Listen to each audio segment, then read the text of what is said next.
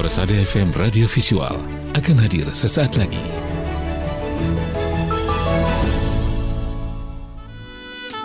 Assalamualaikum warahmatullahi wabarakatuh. Radio kesayangan Anda, Persada FM, pilihan pas kita dan keluarga.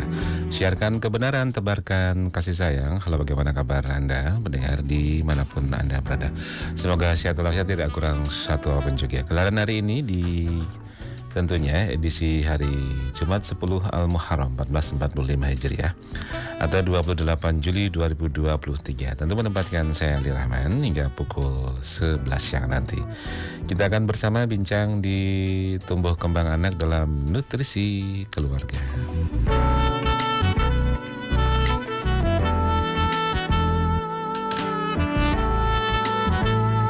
Dan tentunya seperti biasa kita dengarkan narasumber kita yang akan bincang terkait tumbuh kembang anak adalah Mas Arief Kurniawan, Sarjana Sains Terapan Fisioterapi Magister Sains.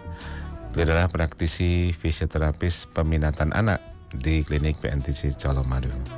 Assalamualaikum warahmatullahi wabarakatuh, Mas Arief. Waalaikumsalam warahmatullahi wabarakatuh. Alhamdulillah. Kabar bagaimana hari ini? Alhamdulillah sehat, Mas. Sehat walafiat, alhamdulillah.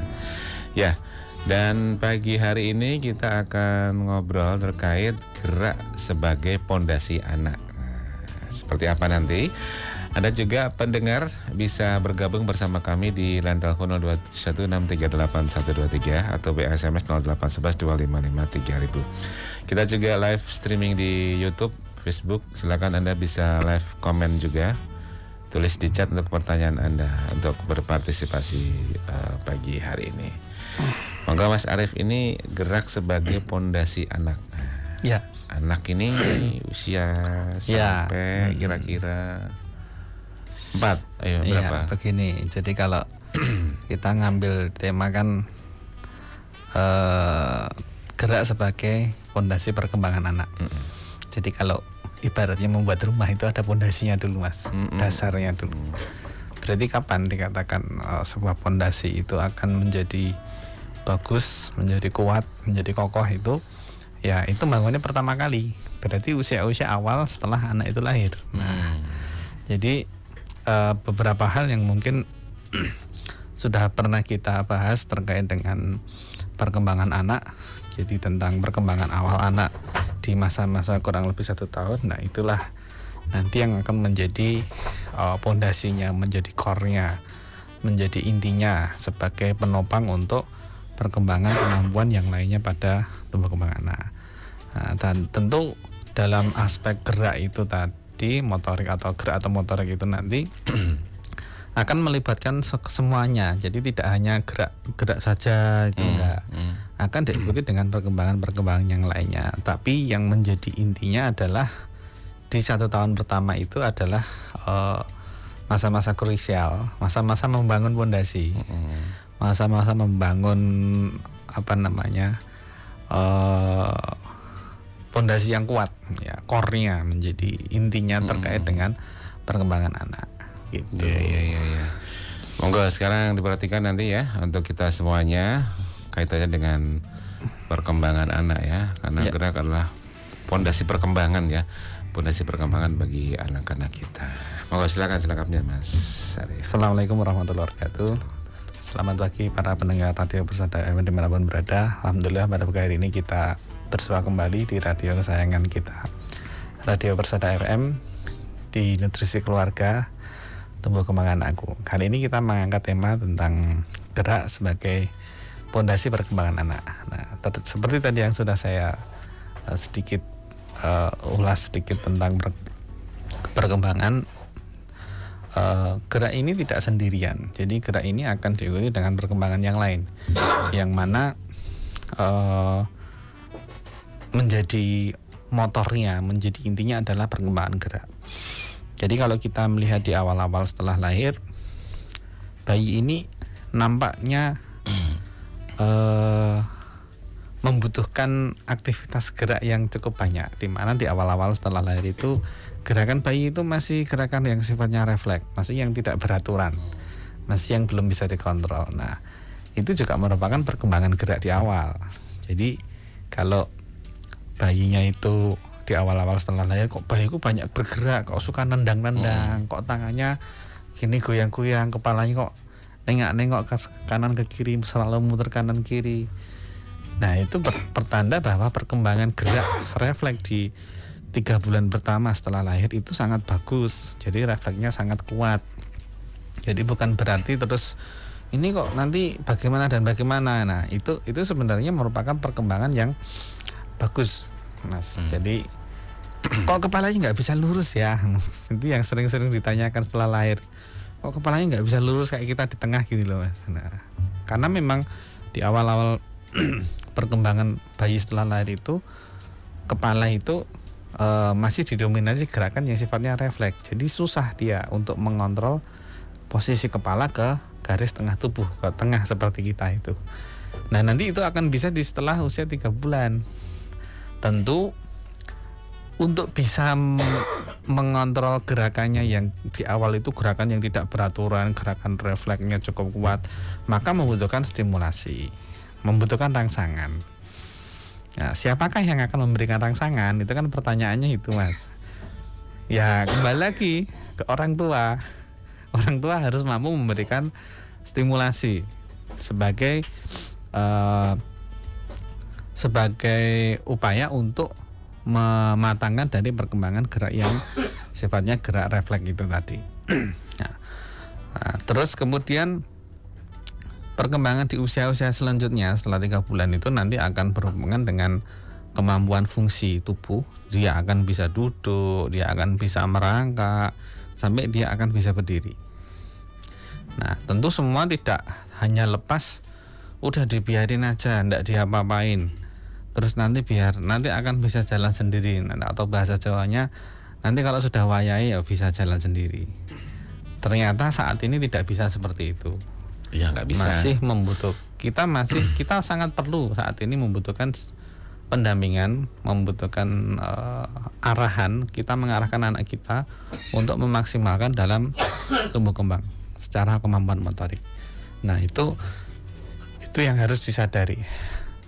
Jadi bayi di usia-usia awal itu, awal-awal 1 tahun itu tidak bisa hanya tidur, minum susu, digendong, terus kalau diajak jalan-jalan itu atau di rumah dinaikin stroller itu kayak kereta bayi. Nah tidur, minum susu, digendong atau dinaikkan stroller. Nah ini tidak bisa karena sekarang sudah mulai muncul problem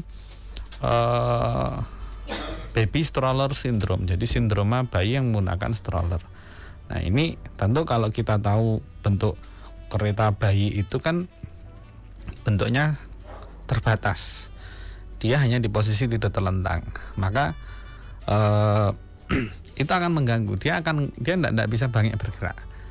Ya, itu yang sangat tidak disarankan penggunaan kereta bayi atau stroller itu berlebihan, terutama kalau di rumah. Ya kalau di rumah lebih baik ditaruh di tempat yang luas, aman, nyaman, biarkan dia bergerak. Jadi tidak dimasukkan dalam kereta, ya kecuali memang sedang bepergian jauh, sedangkan misalkan lagi ke kebun binatang, jalannya jauh ya, atau ke pasar dan sebagainya, pakai kereta dorong. Nah itu secara fungsi bisa adaptif, bisa aksesibel untuk bayi ini, bisa diajak jalan-jalan keluar. Nah tentu penggunaan stroller kereta bayi ini memang menyesuaikan, jadi tidak bisa menjadi kebiasaan dipakaikan di rumah, di dalam rumah nggak ngapa-ngapain, ditidurkan di kereta dorong. Biasanya bayi-bayi usia kurang dari 5 bulan biasanya masih kecil itu. Nah itu sangat tidak dianjurkan karena nanti akan membatasi gerak. Nah kemudian bayi kok sering digendong, ya kalau memang tidak perlu digendong ya jangan digendong, biarkan dia bergerak sesuai dengan kemampuan geraknya. Kalau digendong gimana? Kalau semakin banyak digendong dia terbatas, Mas, nggak bisa banyak bergerak. Jangan kebanyakan digendong itu ya? Iya, jangan kebanyakan. Ya ada waktu-waktu tertentu kita buat durasi 12 jam misalkan dia aktivitas. Ya jangan sampai menggendongnya itu separuh jam durasinya. Digendong terus, biarkan dia bergerak. Biarkan dia bereksplorasi dengan mengembangkan kemampuan motoriknya. Entah dia berguling, entah masukkan tangan ke mulut lah. Nah, apalagi kalau lebih bagus lagi di tempat dia bermain itu ada banyak mainan yang sesuai yang menjadi yang bisa menarik dia untuk lebih banyak bergerak. Intinya adalah banyak bergerak. Intinya di awal-awal 1 tahun itu biarkan bayi itu lebih banyak bergerak. Jangan terlalu dibatasi dengan menggendong, penggunaan kereta dorong atau stroller itu ya. Kemudian kalau misalkan minum ya sesuai dengan kapasitasnya. Tidak terlalu banyak minum berlebihan. Tidak, kalau sudah minum kenang nanti tidur Mas. Kebanyakan tidur juga ya sesuai dengan ukurannya lah. Jadi tidak berlebihan. Apalagi nyuwun sewu kalau bayinya itu nanti dititipkan sama pengasuh. Pengasuh itu kan sebagian besar rata-rata yang saya ketahui pokoknya tidak rewel, mau maem, mau minum, bisa tidur. Nah, aman. Tanpa mempertimbangkan aktivitas yang harus dia lakukan dalam rutinitas di siang hari, di aktivitas yang mana dia harus banyak bergerak gitu loh Mas. Jadi jangan suruh tidur terus. Itu yang harus kita sadari bersama. Jadi jangan merasa bahwa bayinya sudah usia 2 bulan. Oh ini masih bayi banget. Dia itu butuh bergerak. Dia harus kita rangsang, harus kita kasih kesempatan untuk bergerak. Nah, apa yang terjadi kalau itu nanti dibiasakan di awal-awal itu misalkan udahlah digendong terus, dibedong terus, ditaruh di kereta terus, ini nabubukkan, ditidurkan, ya nanti akan terjadi keterlambatan motorik. Itu sangat jelas, itu sudah pasti ada keterlambatan motorik. Harusnya jalan 12 bulan mungkin akan molor 1,5 atau 18. Nah kalau motoriknya terlambat, otomatis perkembangan yang lainnya, kemampuan bahasa, bicara, kecerdasan semuanya akan ikut terlambat. Nah itu yang tidak ingin kita harapkan, yang tidak diharapkan oleh setiap orang tua. Maka tema kita itu mengambil sebagai persiapan awal. Untuk apa? Untuk menjadikan anak-anak kita itu anak-anak sehat dan cerdas. Sehat dan cerdas itu bisa tercapai kalau anak ini perkembangannya sesuai dengan usia. Jalan ya 1 tahun, masuk TK ya 4 tahun. Jadi tidak molor gitu kan. Apalagi kondisi sekarang yang dikatakan kondisi pasca pandemi yang menyebutkan bahwa banyak sekali anak-anak yang mengalami gangguan bicara, anak-anak yang mengalami keterlambatan perkembangan. Itu tidak lepas dari perkembangan secara motorik. Sudah banyak sekali kejadian seperti itu. Nah, tentu sebagai orang tua yang punya anak-anak di masa-masa 1 tahun atau usia-usia balita, tentu kita harus benar-benar memperhatikan perkembangan pada anak kita. Jadi jangan sampai kecolongan, ya. Jadi apalagi orang tua yang sekarang lagi punya bayi yang usia kurang dari 1 tahun, perhatikan betul-betul kebutuhan akan bergeraknya pada anaknya bayinya masing-masing, ya. Bayinya suka ngantuk, ya dirangsang dong, berikan mainan yang banyak. Mainan itu kan bermacam-macam, ada yang berwarna, ada yang nyala, ada yang ada suaranya. Nah itu kalau bayi yang suka rewel, maksudnya nangis bisa aja. Jadi kalau tengah malam pun nangis, tengah malam nangis bisa jadi faktornya banyak Mas. Jadi kalau nangis itu sebagai wujud adanya perkembangan interaksi sosial di usia-usia awal perkembangan. Dia merasa sumuk, panas, keringat, itu nangis. Dia merasa gerah dalam artian itu kan pakai popok bayi ya. Dia tidak nyaman bergerak, itu juga bisa nangis. Suhu ruangan dalam artian ruangannya lembab, sirkulasi udaranya nggak bagus, bisa buat nangis. Cahaya lampu yang terlalu terang, suara terlalu bising itu juga bisa membuat nangis. Harus Atau dari si bayi, diteliti ya harus dari si bayinya sendiri. Haus mungkin, atau memang kondisi fisiknya badannya kurang enak juga bisa membuat dia rewel. Jadi tidak bisa ini gara-gara nggak tidur ini. Nah, kenapa nggak bisa tidur? Durasi bayi tidur itu kan biasanya 8-10 jam. Dan itu kalau di awal-awal setelah lahir tidurnya masih dibalik. Pagi buat siang, siang buat malam. Gitu kan.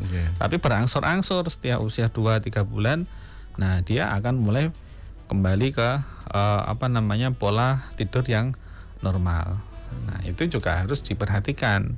Jadi jangan kebablasan suruh tidur terus, jangan, nanti malamnya melek. Ya itu harus dibiasakan.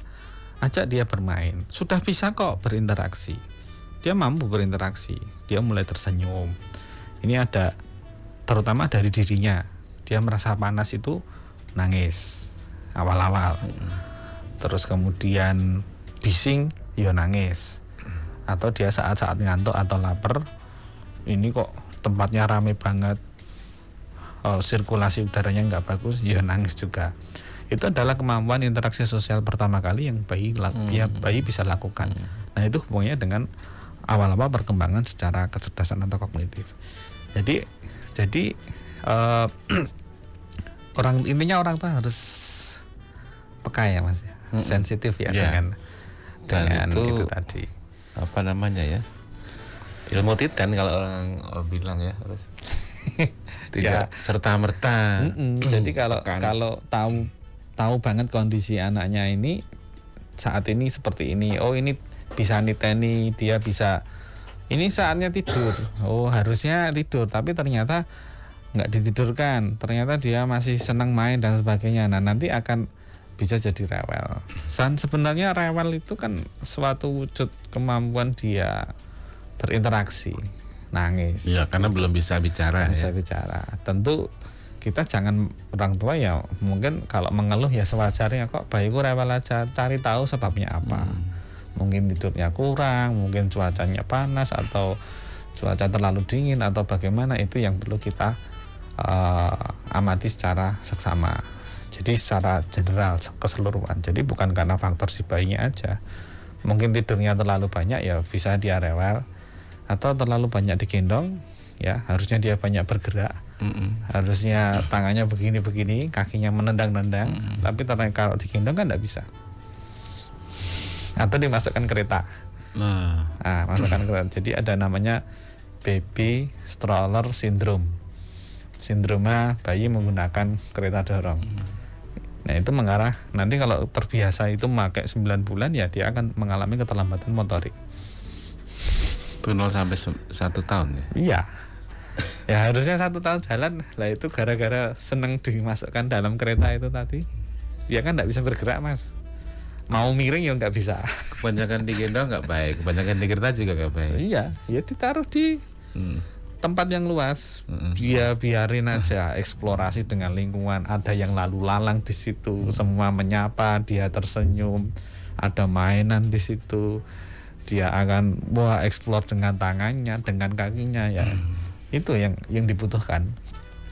Bukan itu tadi, bukan harus digendong terus. Gantian yang gendong. Ini jam sekian sampai jam sekian ibunya, jam sekian sampai sekian mbahnya.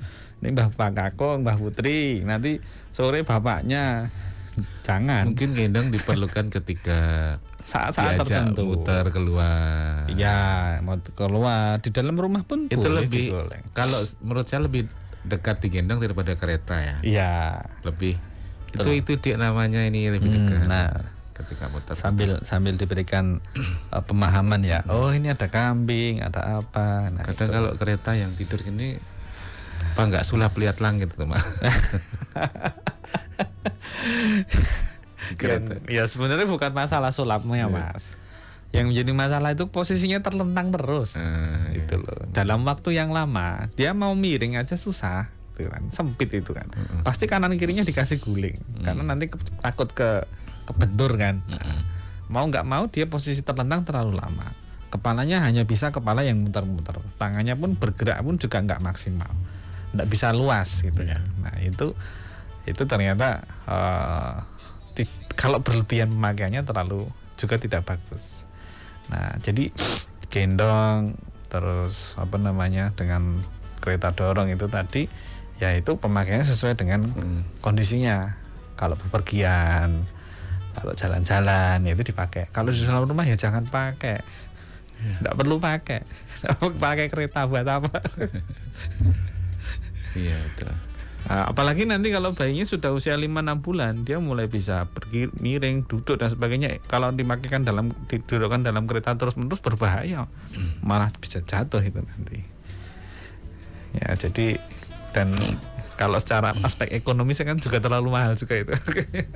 Itu perlu jam terbang ya, artinya bagi orang tua baru, pasangan muda yang awal punya baby untuk mungkin pemukaan itu. Ini secara teori, tapi ya memang perlu ketelitian, kebijakan dari orang tua melihat perkembangan anak. Ya, terus kemudian begini Mas, ketika kemampuan perkembangan motoriknya ini tidak bisa tercapai di usia 12 bulan dan si anak mengalami keterlambatan motorik, itu karena ini adalah gangguan perkembangan, jadi tidak bisa dipotong.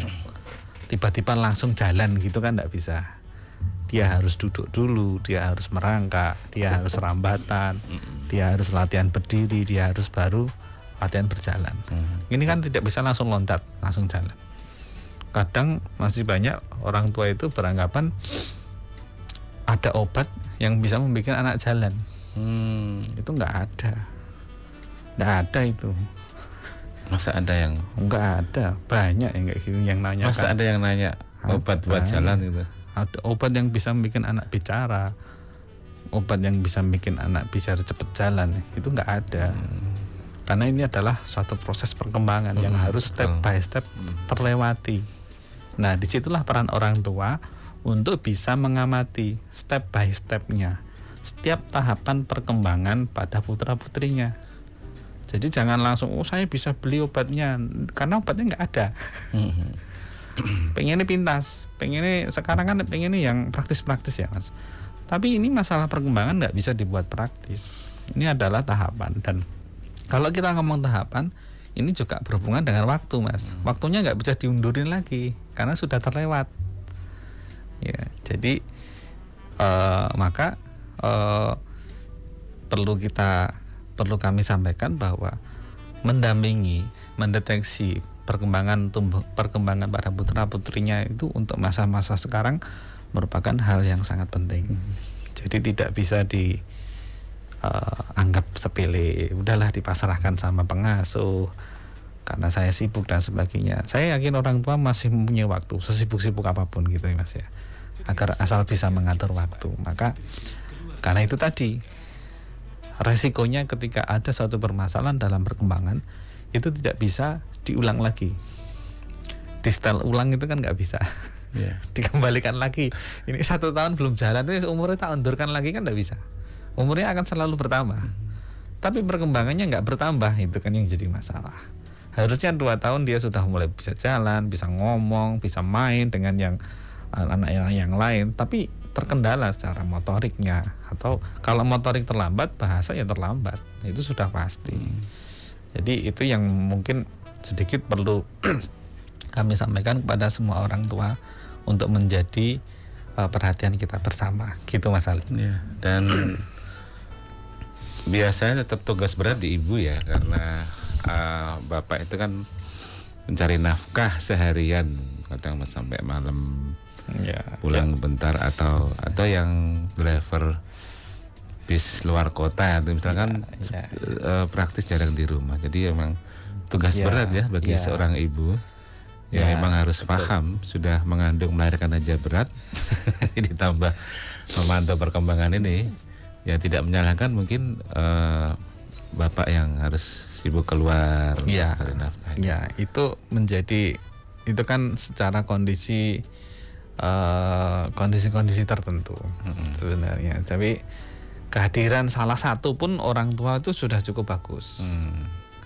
Kalau bagusnya dua-duanya. Memantau pun juga nggak harus waktu lama kok ya. Kadang melihat sekilas itu juga paham.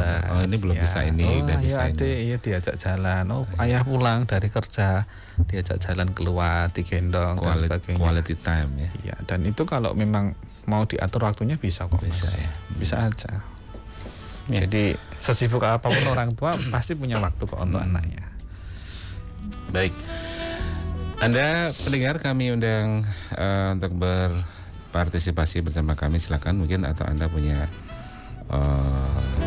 hal yang ingin disampaikan bersama kami, silakan di line telepon 0271 638 1123 atau di WA SMS 0811 255 3000. Kami sapa yang bergabung via live YouTube.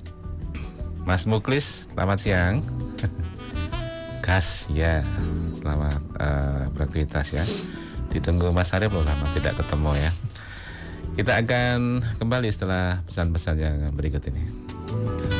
Baik, terima kasih Anda masih bersama kami dalam Nutrisi Keluarga pagi hari ini. Masih kita bicara tentang gerak sebagai pondasi perkembangan anak. Yang namanya pondasi, Mas, berarti kan ini peletakan batu pertama istilahnya ya dari awal.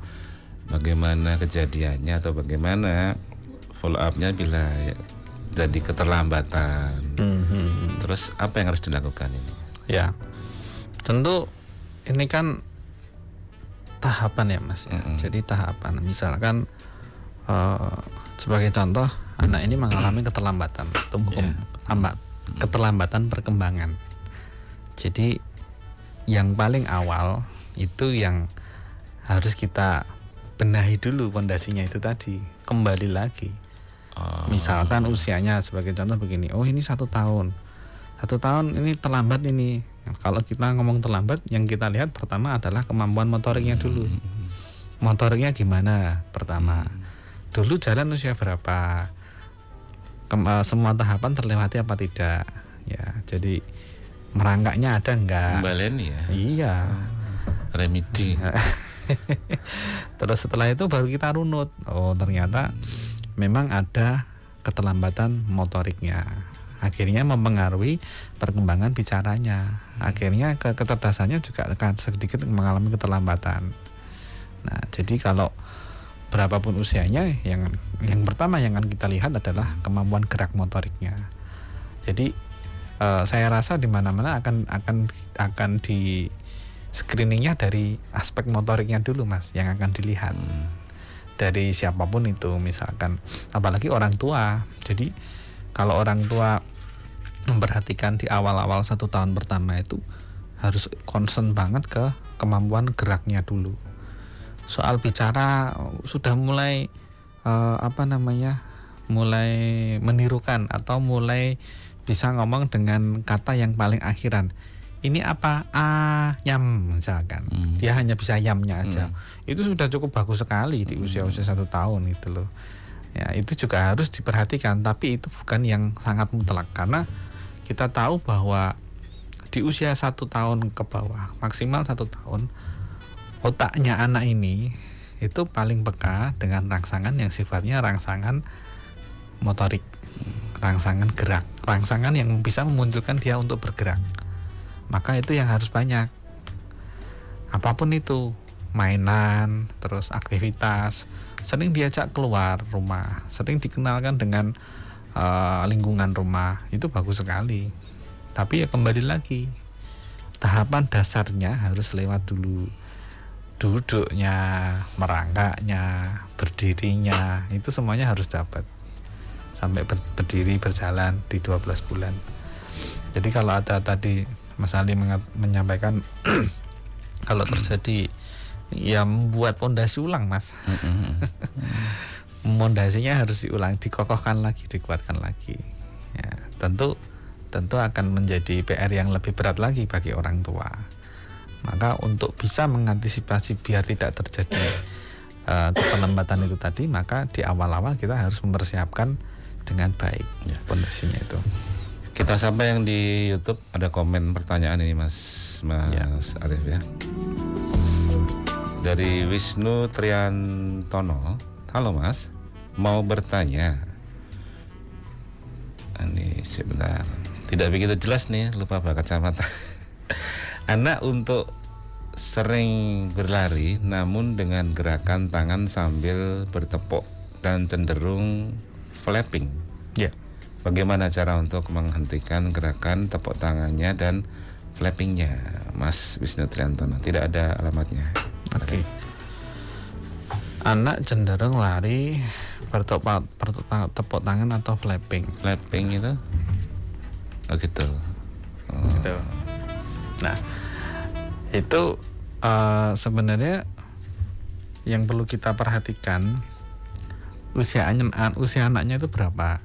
Pertama, kalau usianya usia balita, masih bisa kita stimulasi, masih bisa kita maksimalkan, karena itu merupakan respon stereotip, respon yang berulang-ulang terus.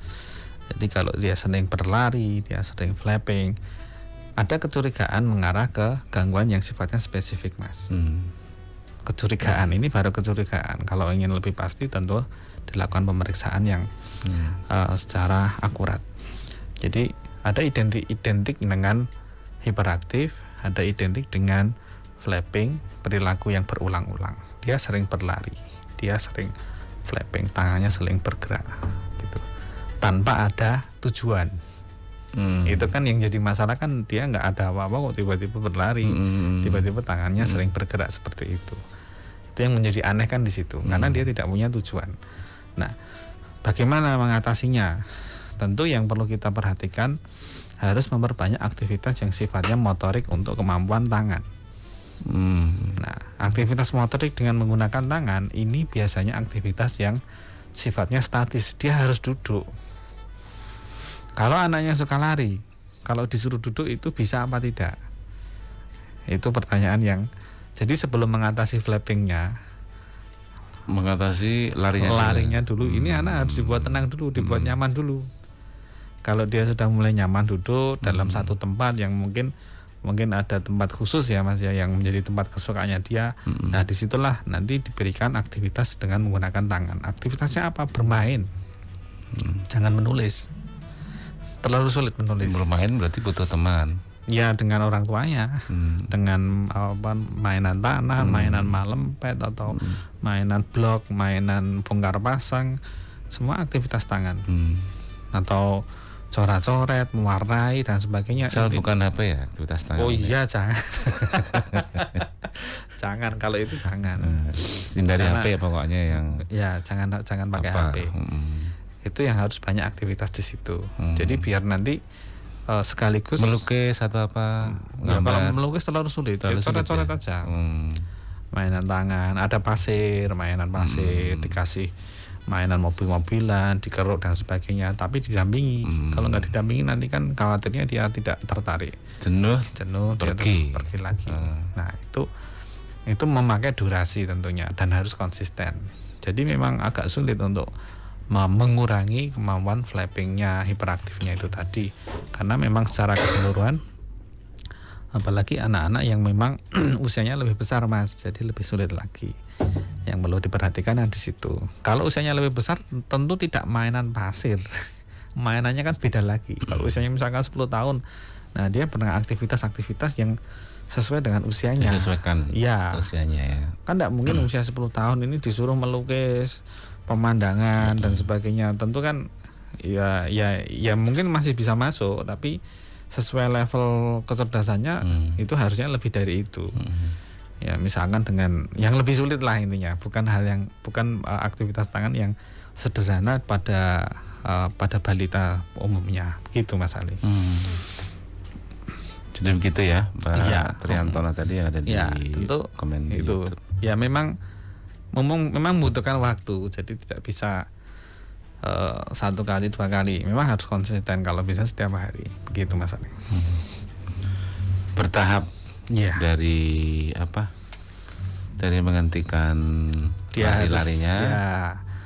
Larinya harus dikurangi. Kenapa kok dia suka lari? Ya itu tadi, salah satu yang mengarah ke gangguan spesifik itu tadi, karena dia hiperaktif salah satunya. Nah, mengurangi hiperaktifnya bagaimana? Ya sebenarnya ada banyak cara Mas untuk mengurangi dia hiperaktif dan bukan memakai obat. Kalau pakai obat nanti tidur. Ya, nanti. ada obatnya enggak? Tidur nanti obat tidur. Ya kalau hiperaktif masukkan aja anak dalam satu ruangan yang nyaman. Ya, diajak bermain. Ya, kemudian nanti diajak aktivitas. Kalau dia sudah bisa naik sepeda, diajak naik sepeda. Kalau dia senang berenang, diajak ke kolam renang. Jadi semua biasanya anak-anak senang. Ya, jadi semua gerakannya itu mempunyai makna. Main air, siram diciprat-ciprat dan sebagainya, enggak apa-apa. Masukkan dalam ruangan. Ini tempat belajarnya adik. Ini harus kita main bersama di sini dan sebagainya. Bukan dikurung ya, bukan, tapi didampingi di dalam situ sambil bermain. Ya begitu ya Mas Triantono, terima kasih atas bergabungnya. Di penghujung Mas Arief ini mungkin ada yang ingin ditegaskan, disimpulkan buat pendengar semuanya terkait perkembangan anak ya. Jadi mengenai gerak sebagai pondasi perkembangan anak itu merupakan hal yang sangat krusial di awal-awal perkembangan usia 0 sampai 1 tahun, karena di masa-masa itu otak pada anak-anak kita itu sangat sensitif sekali dengan rangsangan yang sifatnya memunculkan gerak, baik rangsangan secara aspek sensoris maupun motorik. Semua rangsangan itu akan memunculkan gerak. Maka peran orang tua di sini sangat penting sekali untuk membuat suatu pondasi, untuk mengokohkan pondasi, untuk memaksimalkan perkembangan kemampuan gerak pada anak usia 1 tahun. Apabila terjadi keterlambatan, tentu tidak bisa dipotong dengan cara ada obat untuk bisa anak biar cepat jalan, itu tidak ada. Anak bisa cepat jalan dikasih obat, anak biar bisa ngomong ada obatnya, nggak ada. Karena kenapa kok nggak ada? Karena itu adalah fase perkembangan yang mana setiap tahap demi tahap anak harus melewati itu, karena merupakan suatu perkembangan. Jadi tidak bisa langsung dipotong begitu saja. Maka di situ peran orang tua menjadi sangat kompleks dan memang membutuhkan ikhtiar secara bersama-sama antara ayah dan ibu. Jadi tidak bisa terlepas untuk tidak memperhatikan dan sebagainya. Karena kenapa? Karena memang nanti akan mempunyai dampak yang cukup dampak yang kurang baik terhadap perkembangan. Salah satunya nanti ada keterlambatan atau gangguan yang mengarah ke spesifik. Nah, tentu kita tidak mengharapkan itu. Maka mari kita bersama-sama sebagai orang tua mendampingi perkembangan pada anak-anak kita. Gitu Mas Ali. Ya. Orang tua dan support dari anggota keluarga ya, ada di betul. rumah ya. Mungkin kakak, keluarga dan lingkungan ya. Ya. Kakak ataupun bude, simbah dan tetangga lingkungan. Itu juga. Simbah itu punya peranan penting loh ya. Sebagai penolong. Itu sering kan bapak ibunya kerja, akhirnya ya orang tua yang menghandle. Ya, tentu kalau memang kondisinya seperti itu dikondisikan, diberikan pemahaman. Butuhnya bergerak, jangan digendong terus, jangan disuruh tidur terus, biarkan dia bermain, biarkan dia bergerak dan sebagainya. Itu harus diberikan pemahaman secara pelan-pelan, karena mungkin akan berlawanan dengan kebiasaannya itu Mas Ali. Berlawanan dengan warisan turun temurun. Itu ya. Ilmu merawat anak yang belum di-upgrade. Ya, itu memang jangan sampai terjadi masalah hanya karena memang ada perbedaan pandangan dalam mendampingi perkembangan gerak pada bayi usia kurang dari 1 tahun. Gitu Mas Ali. Baik, terima kasih Mas Arief waktunya dan pencerahannya. Kita tidak akan jemu-jemu setiap hari Jumat jam 10 siang untuk memberikan sosialisasi terkait perkembangan tumbuh kembang anak, karena ini hal yang penting dan tentu jarang-jarang Anda mendapatkannya, dan Persada FM memang komit untuk memberikan hal tersebut bagi Anda. Jadi jangan lewatkan setiap hari Jumat pukul 10 siang, atau Anda yang sudah ketinggalan ingin menyaksikannya, silakan buka di akun YouTube 102,2 Persada FM, 102,2 Persada FM. Silakan diulik edisi mana yang Anda kehendaki. Mas Arif, terima kasih waktunya bersua di Siap. kesempatan yang lain. Terima kasih. Assalamualaikum warahmatullahi wabarakatuh. Waalaikumsalam. Baik pendengar, sampai di sini gelaran nutrisi keluarga menemani Anda semuanya. Terima kasih atensinya yang sudah bergabung, Mas Muklis, Mas Triantono, dan Anda semuanya yang tidak bisa ataupun belum ataupun malu ataupun belum bisa masuk di WA ataupun komen YouTube, Facebooknya. Namun Anda tetap setia bersama kami di program-program Bersada FM. Saya Ali Rahman, ucapkan terima kasih. Pendengar, sesungguhnya hanya orang-orang yang bersabarlah yang dicukupkan pahala mereka tanpa batas. Assalamualaikum warahmatullahi wabarakatuh. Radio Persada FM.